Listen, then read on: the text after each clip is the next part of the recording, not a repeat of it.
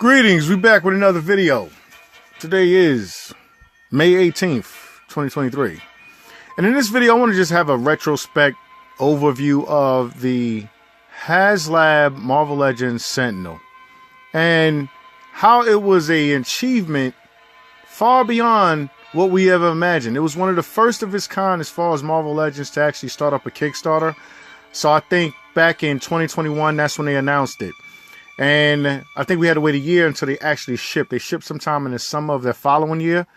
But when everyone received it, you know, we were happy. Now, obviously it was a little late for some, depending on what part of the country you stayed in. You know, you had a long wait time. And I was one of those guys that was sitting in pending shipping on FedEx. You know what I'm saying? But I received my 3. I got my 3.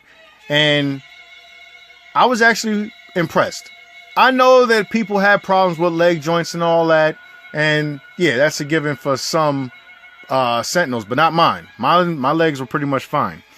Could have used ratchet joints? Yeah, but overall, I like the way it came out. I really needed a Sentinel. I never got the Build-A-Figure Sentinel from years ago, but when I got this massive beast of a machine, I was so surprised that, you know, they gave us something that huge. You know, it was something that we always knew they could do, but when they did it, honestly, it was pretty good to see, you know. Sitting on your shelf, if you collected X-Men up to that point, you were in Hog's heaven. You know what I'm saying? You got your megalopolis of a machine. And I was pretty much satisfied with mine. You know what I mean? Like, I got 3. I put, you know, a lot of time and effort in as far as making dioramas and setups. And, you know, I actually used to read comics where Sentinels used to invade cities that Spider-Man was in. You know what I'm saying? And I was like, yo, how can I recreate that? How can I actually make something out of that in setting up dioramas? But when I got it, I was pretty much satisfied, you know? I know like I said, a lot of people had their controversies on it because, oh, they messed up the leg joints. But, I mean, I'm going to give Hasbro a break. This was one of the first of their kind. And it was, I would say, affordable considering how many pieces and mechanisms they put in it. Could have used a voice box? Yeah, it could have. But I liked it, you know. And in certain of these shots, you can actually see my ideas as far as when I got that Sentinel didn't just sit on my shelf, okay? That Sentinel didn't just sit in the corner somewhere collecting dust. Nah, I actually utilized it to actually get a lot of shots in that I wanted with certain group of Marvel heroes. You know, yeah, we know it has that futuristic setting. You know, there's certain scenes that you've seen them in when you read comics. But as far as the Sentinel on that massive scale, you know what I mean? This video just to give props to Hasbro for actually giving us something that big. You know what I mean? I know after that they gave us a Sentinel. You know what I mean? And we ain't gonna talk about the Engine of Vengeance. But overall, I like the joke on the Engine of Vengeance. But I think they first shot out the gate. I think they did a good job. You know what I'm saying? Hasbro did do a good job with the Haslab Sentinel, and I appreciate us getting one. Will we ever see another revised version? Maybe, but probably not at that scale. We'll probably see some like Prime Sentinels or something on a smaller scale. But you know, if you missed out on it, you know what I mean? I don't know what to tell you. I feel bad for you. You know what I mean? Like, I ain't even gonna front.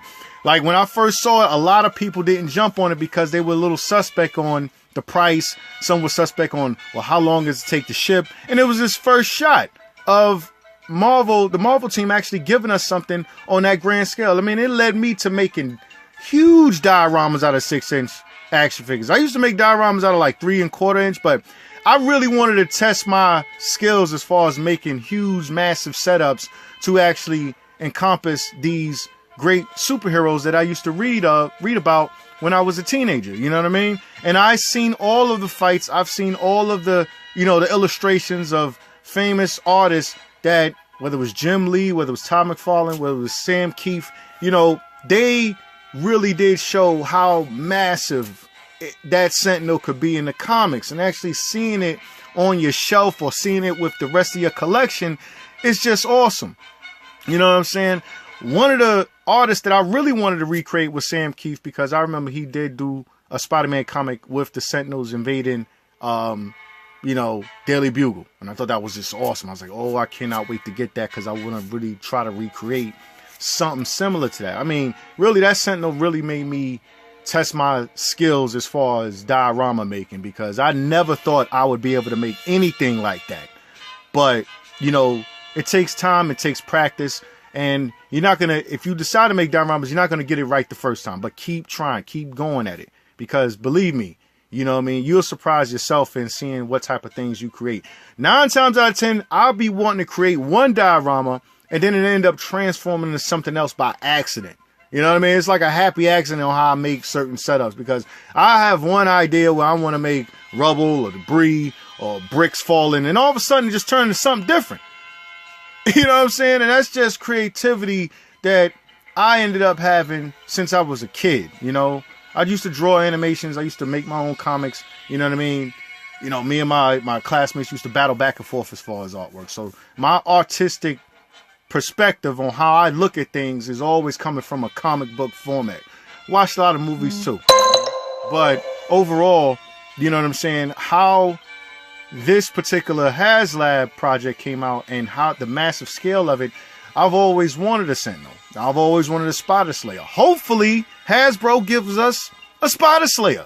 Something that I think they should have gave us instead of the Engine of Vengeance. But I ain't going to get into that. You know what I'm saying?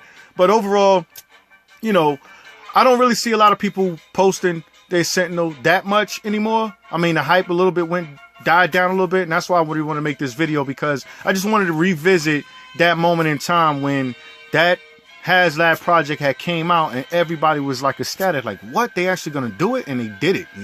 I'm hearing rumors that they want to consider making it the Blackbird, the X-Men jet, but I don't know, that's probably gonna be costly. You know what I'm saying? You're gonna be spending upwards to $1,000 to $2,000 for that, and I ain't got that funds for that. You know what I'm saying? But whoever gets it, if they make it, shout outs to you.